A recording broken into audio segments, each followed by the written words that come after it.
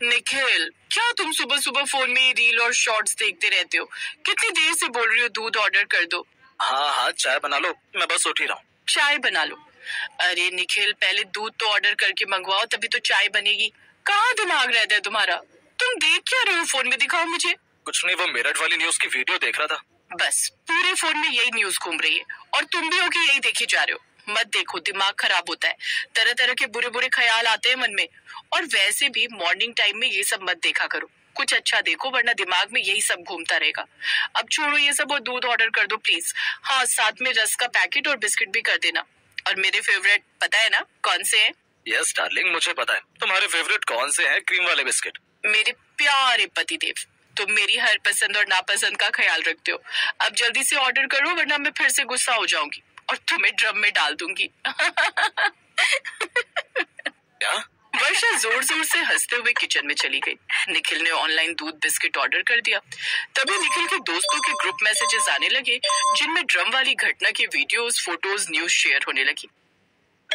तभी वर्षा ने किचन से आवाज लगाई, निखिल देखो, दरवाजे की घंटी बजी है, दरवाजे पर कोई आया है।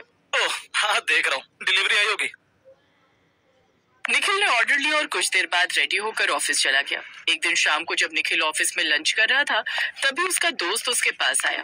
वो बड़ी परेशानी में था। क्या हुआ अजय, तू इतना सुस्त क्यों है और घबराया हुआ भी है?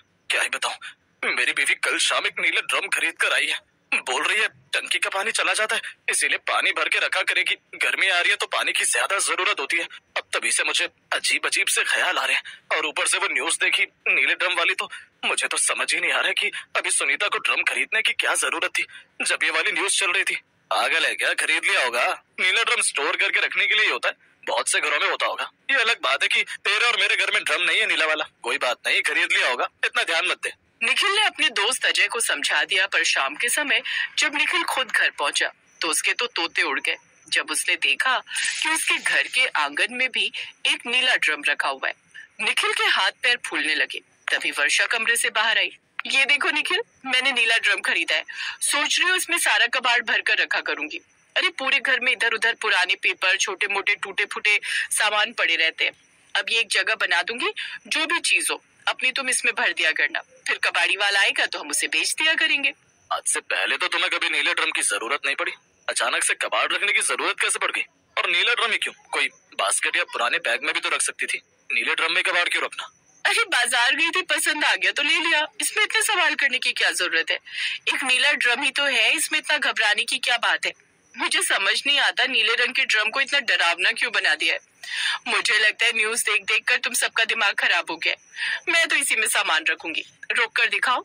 वर्षा गुस्से में रसोई में चली गई। पता नहीं, एक तो घर के लिए चीज खरीदो, घर की साफ सफाई का ध्यान रखो और ऊपर से बातें सुनो कि ऐसा क्यों किया, वैसा क्यों किया। कोई प्रशंसा नहीं, बस ऑफिस से आए और सुना दिया।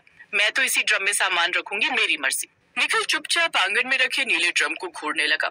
उसका दिमाग तरह तरह की कल्पनाओं में उलझ गया। कहीं वर्षा ने भी नहीं नहीं नहीं नहीं, ये सब न्यूज का असर है। लेकिन अचानक से नीला ड्रम और कबाड़ रखने के लिए कहीं ये भी नहीं। निखिल, दिमाग मत खराब कर। निखिल ने खुद को समझाया कि ये सब उसका वहम है, लेकिन उसकी बेचैनी कम नहीं हो रही थी। उसने ठान लिया कि वो रात को ड्रम की सच्चाई जान कर रहेगा। रात को वर्षा किचन में बर्तन समेट रही थी और निखिल चुपके से आंगन में गया। उसने धीरे धीरे ड्रम का ढक्कन उठाया। अब देखता हूँ अंदर क्या है। निखिल ने ड्रम में झांका तो अंदर पुराने अखबार, टूटे हुए खिलौने, बेकार की प्लास्टिक की बोतलें और कुछ और कबाड़ रखा हुआ था। निखिल ने राहत की सांस ली। सच में कबाड़ ही है, मैंने तो बेकार में दिमाग खराब कर लिया था।